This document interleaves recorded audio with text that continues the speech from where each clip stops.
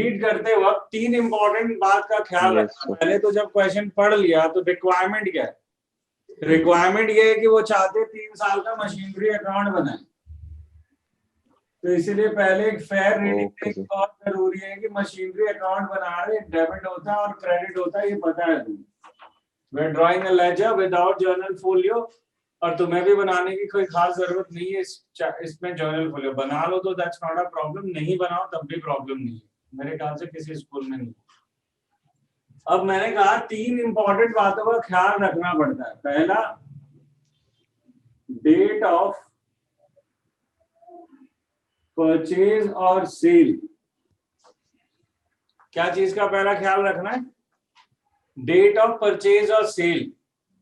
Problem क्या है कि आपका जरूरी तो नहीं है ना कि साल की स्टार्टिंग डेट पे परचेज होगा और एंड डेट पे सेल होगा, है ना? The sale can be on any date and depreciation is on the basis of the uses. ये शुगर होगा थोड़ा सा आपके लिए यहाँ पे कि आपको डेटे मंथ के बिगिनिंग या मंथ के एंड की दे रहे होंगे। सपोजिटली अक्टूबर 1 को खरीदा या सितंबर 30 को सेल करा, व्हाटएवर, तो आप एग्जैक्ट मंथ निकाल पाओगे कि कितने दिन इस्तेमाल हुआ या कितने दिन इस्तेमाल होने के बाद हमने बेच दिया। तो हमें रेलेवेंट मंथ्स पे फोकस करना पड़ता है। तो specially the date of purchase और sale would always be important when you are reading it. आपको पता होना चाहिए कि आपने किस दिन खरीदा है, क्योंकि वहां से कितना इस्तेमाल हुआ या उससे पहले कितना इस्तेमाल हुआ, ये दोनों बातें पता होंगी। दूसरी चीज है तुम्हारा ईयर एंडेड तुम्हें पता होना चाहिए। अभी फिलहाल तुम लोग सब लकी होगी, पूरे चैप्टर में मार्च 31 दिया हुआ है, पर एग्जाम में मैडम लोग जो है ना चालाकियां करके दिसंबर 31 दे देती हैं और उसमें सारा इक्वेशन खराब हो जाना है। नाउ सपोजिटली अगर 1 जनवरी को खरीद रहा हूं और ईयर एंडेड दिसंबर 31 है, तो पूरे 12 महीने के लिए इस्तेमाल हुआ, मतलब पूरा 1 साल है। पर अगर मार्च एंडिंग है और मैंने खरीदा है जनवरी 1 को, तो फिर तो 3 महीने का इस्तेमाल हुआ ना, तो कहानी बदल जाएगी ईयर एंडेड से। इसलिए दूसरी चीज, सबसे इंपॉर्टेंट चीज मार्क करनी होती है क्वेश्चन में कि ईयर एंडेड क्या है, मार्च एंडिंग है कि दिसंबर एंडिंग। वैसे तो मेरे ख्याल से बुक में सब जगह मार्च एंडिंग है, बट एक आंखें खुली रखनी होती है इसमें। हम करेंगे क्वेश्चन जिसमें दिसंबर भी हो। तो 2 चीज, तो इसमें सबसे इंपॉर्टेंट चीजें क्या हो रही है? Basically timing. ये दोनों पॉइंट से क्या समझ में आता है? खरीदने का टाइम क्या है, बेचने का टाइम क्या है, हमारे अकाउंट्स क्लोज करने का टाइम क्या है। क्लोज इस डेट से क्या पता चलेगा कि हम अकाउंट्स कौन सी पॉइंट पे क्लोज करेंगे। वो कह रहे ना 3 साल का बनाओ, तो 3 साल का मतलब एक बार लेजर बंद होगा, फिर स्टार्ट होगा, फिर बंद होगा, फिर स्टार्ट होगा, तभी तो 3 साल का बनाओगे। यानी कि balance carried down brought down करना पड़ेगा ना ईयर एंड पे हमारे को। तो साल के एंड में हमारे को अकाउंट क्लोज करना पड़ता है, इसीलिए हमें ये 2 चीजें पता होनी चाहिए। फिर है हमारा component of depreciation, for example original cost वगैरह, कि हमने जो फॉर्मूला पढ़ा है उसका क्या कंपोनेंट है, और मे बी द परसेंटेज।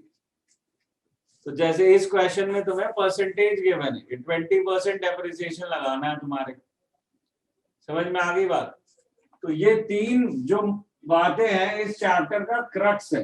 ये 3 बातें तुम्हें अगर ध्यान दे दी क्वेश्चन पढ़ते वक्त, तो आधी जंग तो तुम जीत जाओगे। और ईयर वाइज चलना है, 1 बाय 1।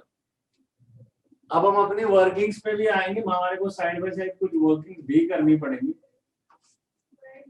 1 बाय 1 ईयर चलना है, ठीक है? जैसे इन्होंने कहा मार्च एंडिंग, क्वेश्चन स्टार्ट कर अक्षत।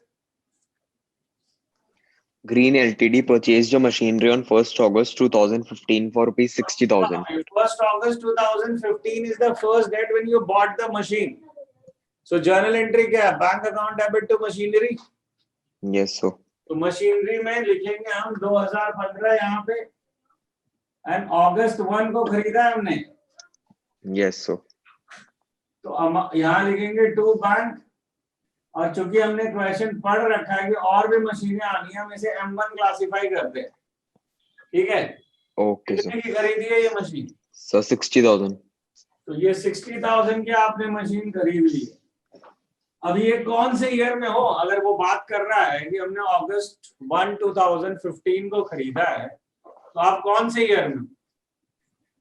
अभी कौन से ईयर में? 2015-16 में हो अभी। हम्म। ये साल जो है, जो स्टार्ट हुआ होगा अप्रैल 1 को और खत्म होगा अभी मार्च 16 को, मार्च 31 16 को, हम उस ईयर में है ना। तो अब हमें क्वेश्चन पढ़ते हुए ये समझना है कि आगे की लाइंस में इस ईयर के रिलेटेड कुछ है क्या। अब अगली लाइन क्या है अक्षत? On 1st October 2016 तो is 1 another. अक्टूबर 2016 इसमें नहीं आता, ये बता दूं मैं तुम्हें। 1 अक्टूबर 2016 अगले साल आएगा। ये सब 31 मार्च के बाद हो गया ना। तो अभी हमारे पास आगे कोई ऐसा डेटा नहीं जिसमें इस साल के रिलेटेड कुछ भी बताया। तो इसका मतलब है कि इस साल के रिलेटेड बस एक ही इंफॉर्मेशन है हमारे पास कि हमने इस साल खरीदा है 60,000। तो अभी हमारा टारगेट होगा पहले इस साल को क्लोज करने का। तो how would you close it? तो बाय फॉर क्लोजिंग इट, इस साल का डेप्रिसिएशन लगेगा इस मशीन का M1 का ऑन मार्च 31 2016 और एंट्री होगी depreciation to machinery. So depreciation to machinery इधर लिखेंगे हम 2016 March 31 and we will put it over here as by depreciation. ठीक है। अब ये वैल्यू कितनी होगी? उन्होंने कहा है 20% लगाना है पर एनम, एनुअल। मैंने कहा था डेट ऑफ परचेज का ख्याल रखना और सेल का। परचेज कब करी है तुमने? तुमने परचेज करी है अगस्त में, तो तुम पूरे साल का डेप्रिसिएशन लगा नहीं सकते, क्योंकि अगर 1 अप्रैल को खरीदी होती हमने तो पूरा हम साल का लगाते, पर हमने अप्रैल में नहीं खरीदी, हमने अगस्त 1 को खरीदी। सो अब थोड़ी सी वर्किंग करनी पड़ेगी। सो सबसे पहले हम निकाल रहे हैं एनुअल डेप्रिसिएशन ऑन M1। तो पूरे इस 60,000 की मशीन का नॉर्मल एनुअल डेप्रिसिएशन कितना होगा? 60,000 इंटू 20%, दैट इज 12,000। ये मेरा नॉर्मल हर साल का डेप्रिसिएशन है। तो क्या मैं यहाँ 12,000 लिख सकता हूँ? नहीं, क्योंकि ये पूरे साल का मैं लगा ही नहीं सकता यार डेप्रिसिएशन, क्योंकि मैंने खरीदा अगस्त 1 को, राइट। तो when did I bought it? I bought it on August 1। समझ में आ रही बात कि मैंने अगस्त 1 को खरीदा है। ठीक है। तो अगस्त 1 को खरीदा है, तो इसीलिए 2015-16 का इसका डेप्रिसिएशन थोड़ा अलग से निकलेगा। 2015-16 के लिए M1 का डेप्रिसिएशन होगा 12,000 into the months for the number of months it has been used। तो अगस्त 1 से कितना यूज हुआ है? अगस्त से मार्च। सो अगस्त से मार्च 31 तक काउंट करोगे तो ये होगा 8 मंथ्स। ठीक है। तो टोटल ये 8 मंथ्स के लिए यूज हुआ, तो इस एनुअल का मुझे 8 मंथ्स का निकालना, तो 8/12 करूंगा तो 8,000 निकलेगा इस साल का। ये परमानेंट डेप्रिसिएशन है हर साल का। 12,000 परमानेंट डेप्रिसिएशन है अगर पूरे साल के लिए इस्तेमाल हो। पर ये जिस ईयर हमने खरीदा है उस साल हमने उसे पूरे साल इस्तेमाल नहीं किया। हमने कितने दिन के लिए इस्तेमाल किया? हमने मात्र उसे 8 महीने के लिए इस्तेमाल किया। तो हम 8 महीने का लगाएंगे। समझ में आ गई बात? तो हम टोटल 8,000 रुपए का डेप्रिसिएशन लगा रहे हैं। ये साल खत्म हो गया, हम इसे बैलेंस करेंगे, यानी कि जैसे हम लेजर बैलेंसिंग करते थे। सो बैलेंस आ गया 52,000 का। Will close this account and obviously both side matches. और अगला साल शुरू करूंगा मैं वापस bye 2016 April 1। That is what to balance brought down, that's 52,000 for M1। ये हो गया एक साल खत्म। अब बारी है मेरे दूसरे साल की, यानी कि 2016-17। 3 साल का बनाने को कहा है ना। ये दिमाग में चलते रहना चाहिए।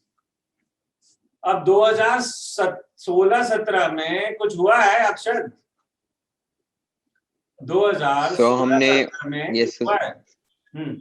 So purchased another machine for rupees एक 20,000. और मशीन खरीदी हमने, तो will put it on what date?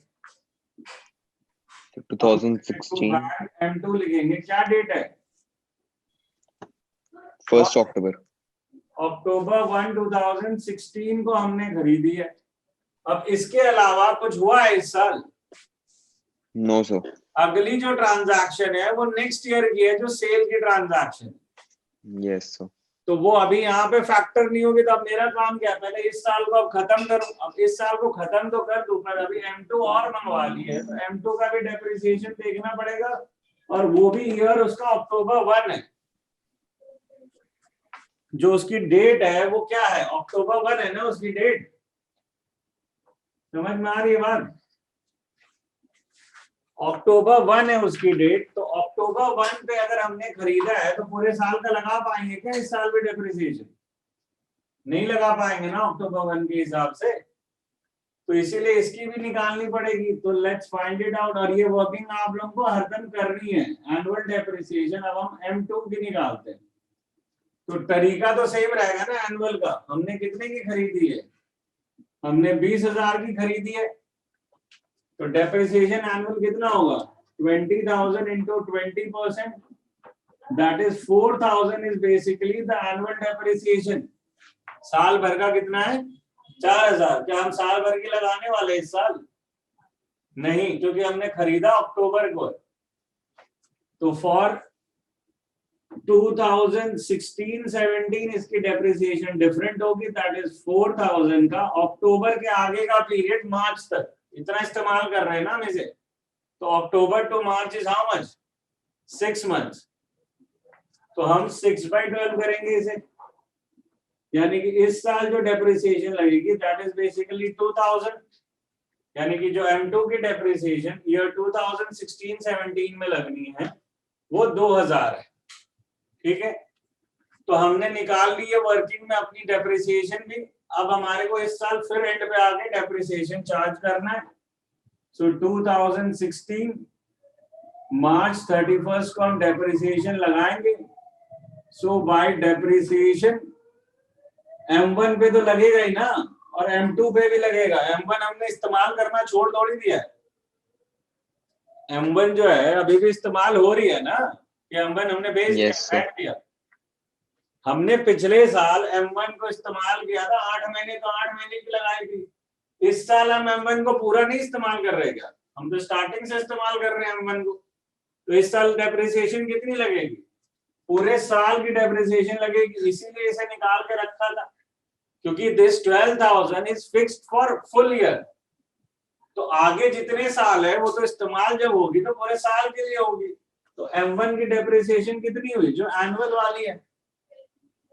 तो M2 हमने इस साल खरीदी थी, इसीलिए इसका डेप्रिसिएशन डिफरेंट है। अगले साल से उस पे भी 4,000 ही लगेगा। बात समझ में आती है? तो कहानी को समझो कि भाई डेप्रिसिएशन का तरीका क्या है। Depreciation is on the basis of uses.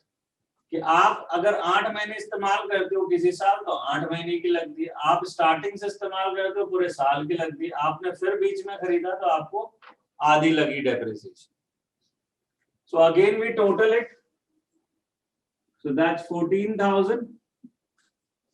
And on March 31st, that is by balance carried down again, but इस बार अलग-अलग निकालोगे M1 M2 का।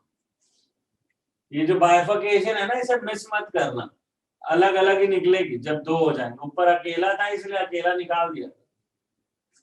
M1 का कितना होगा बैलेंस? कि भाई उसका बचा हुआ बैलेंस था 52, और उसमें से डेप्रिसिएशन और कर दी हमने 12 की। तो कितना बचेगा M1 में?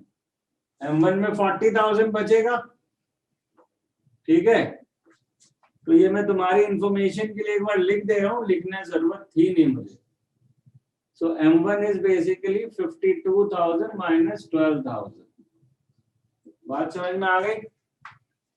M2 का सिमिलरली निकालोगे। कैसे निकालोगे M2 का?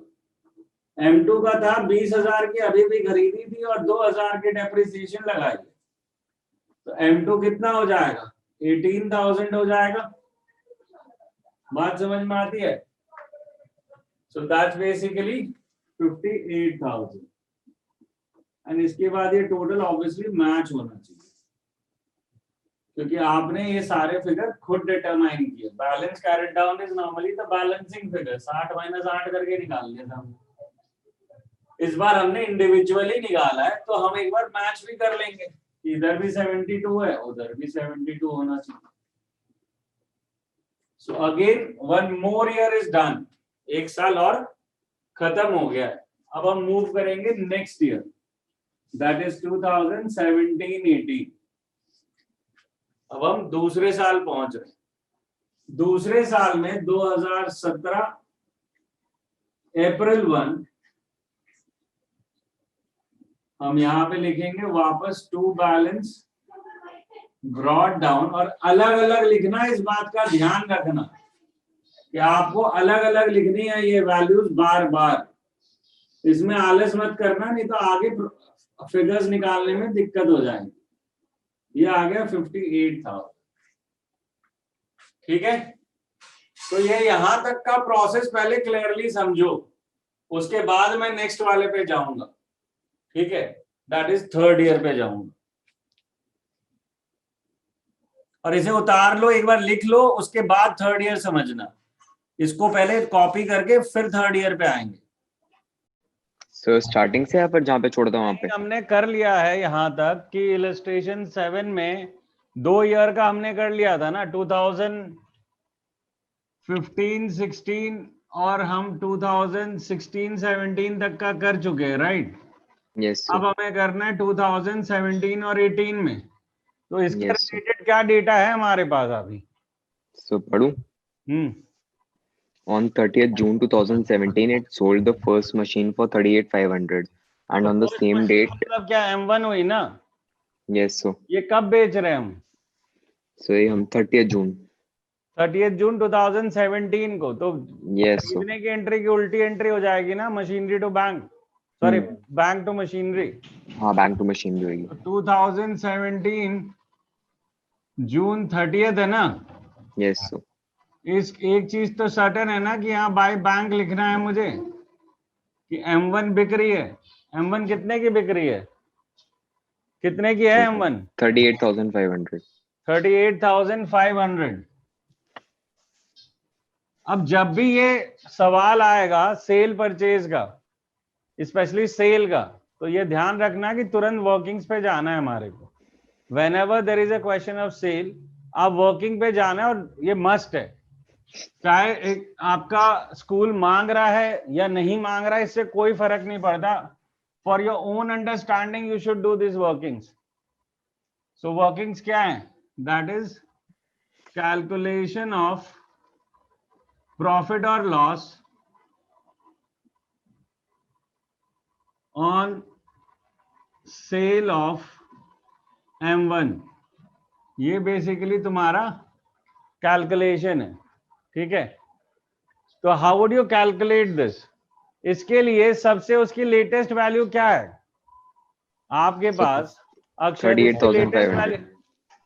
बुक लेटेस्ट बुक वैल्यू आपके पास 40,000 है। लेटेस्ट वैल्यू आपकी अपनी क्या क्रिएटेड है? ये 40,000 है कि नहीं? तो इस लेटेस्ट बुक वैल्यू से आगे बढ़ना है। तो लेटेस्ट बुक वैल्यू है मेरे पास कौन सी डेट की? Book value as on what date? I have it on 1st April 2017 and that is 40,000.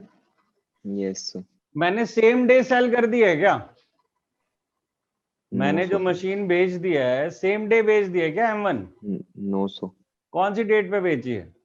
30th June तो 2017। 3 महीने बाद बेची है ना इसकी, यानी कि 3 महीने इस्तेमाल करके बेची है।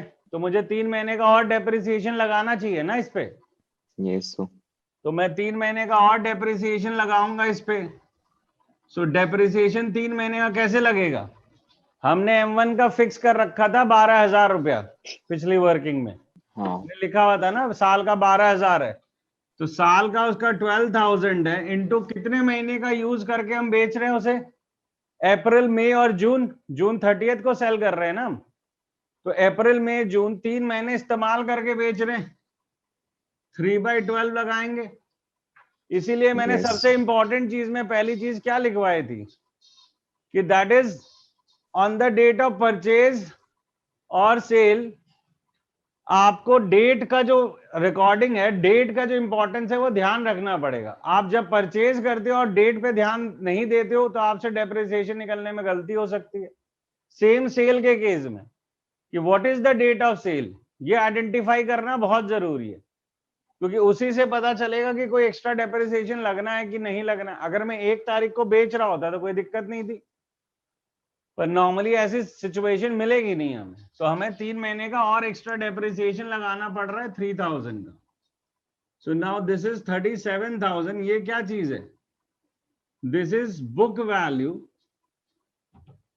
As on what date? This is on 30th June 2017। That is the sale date.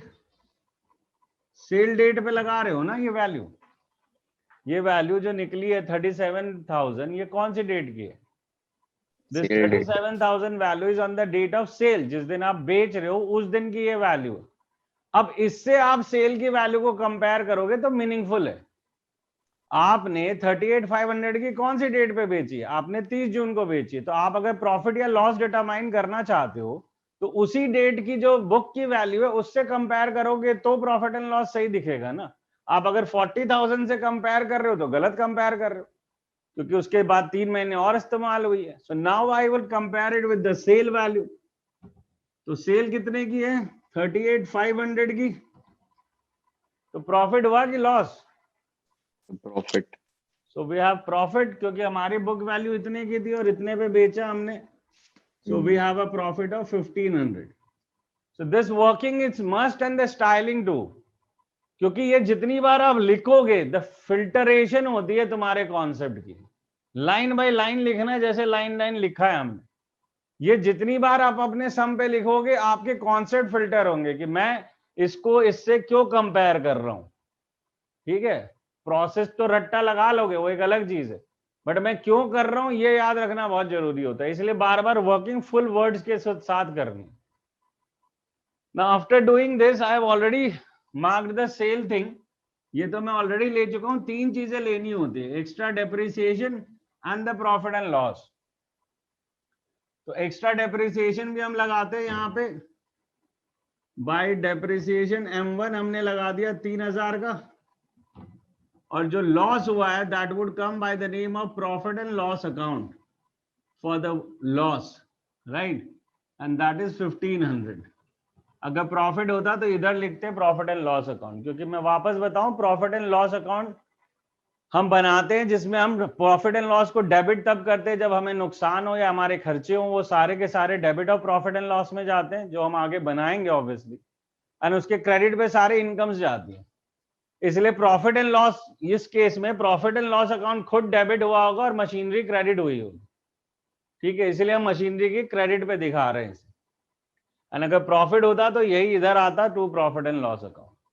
Now this is sale, और सेल हम डन कर चुके हैं यहां तक। तो 1 मिनट लो, जरा सेल के बारे में सोचो कि ये क्या प्रोसेस है, फिर मैं इस क्वेश्चन को रैप अप करता हूं। तो इसके आगे क्या है अक्षत बचा हुआ? So for 38,500 and on the same date, purchased the new machinery for 50,000. उस दिन सेम मशीन एक और खरीदी 50,000 रुपए की, राइट। So तो M3 हो जाएगी। हम यहाँ फिर लिखते हैं टू बैंक, एंड इसे अब नेम करते हैं M3। हमने 50,000 की खरीद ली एक और। सो और कोई ट्रांजैक्शन तो नहीं है 2017-18 में? 2 ही काम हुए ना, एक बेची हमने और एक खरीदी, और यहीं तक हमें बनाना है। यही हमारा आखिरी साल है इस क्वेश्चन का।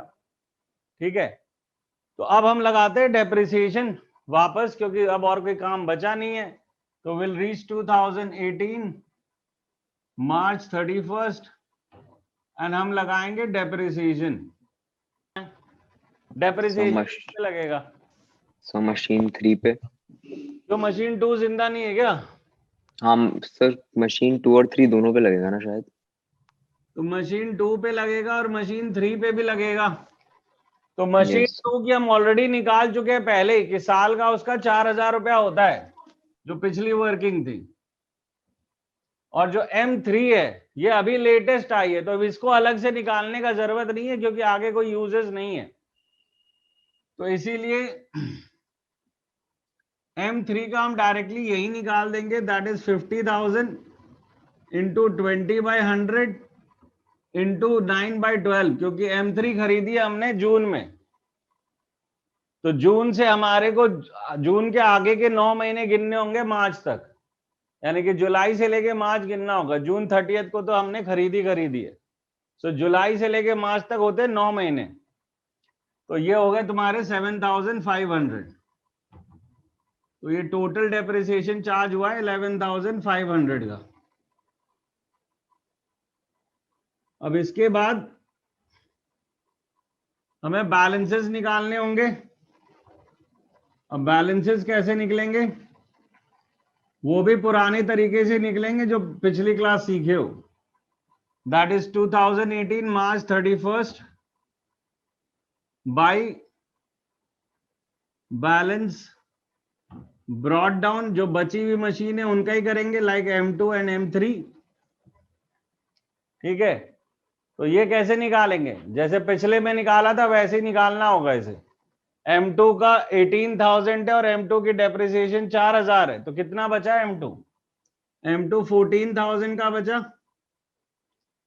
M2 की हो गई, M3 अभी 50,000 का आया था, उससे 7,500 का डेप्रिसिएशन हटाना है, सो 42,500 M3 के निकालने। तो जो प्रोसेस पहले था वही प्रोसेस आज भी अपना रहे हैं कि M2 का जो बैलेंस है उससे उसकी डेप्रिसिएशन, और M3 का जो नया अमाउंट है उससे उसका डेप्रिसिएशन। तो अब जो अमाउंट आएगी that is the closing balance 56,500, और इसे यहाँ क्लोज करके एक बार टोटल रीचेक कर लेंगे। ठीक है, सो दैट्स 1,08,000 दोनों टाइप का टोटल बनना चाहिए, तो यू शुड चेक इट। ठीक है, और लास्टली जाते जाते आपको यहाँ पे दिखा के जाना है 2018 अप्रैल 1 बैलेंस को ब्रॉट डाउन करके दिखा के जाना है आपको। So balance brought down M2 and M3, that is 14,000 and 42,500, that is 56,500, and फिर ये जाके खत्म होता है। So this is how you draw it for 3 years, कि 3 साल के करने के लिए अब लास्टली ये भी दिखाओगे तो लास्ट कैरी फॉरवर्ड हो रहा है। तो स्क्रीनशॉट ले लो और इसको प्रोसेस को फॉलो करो।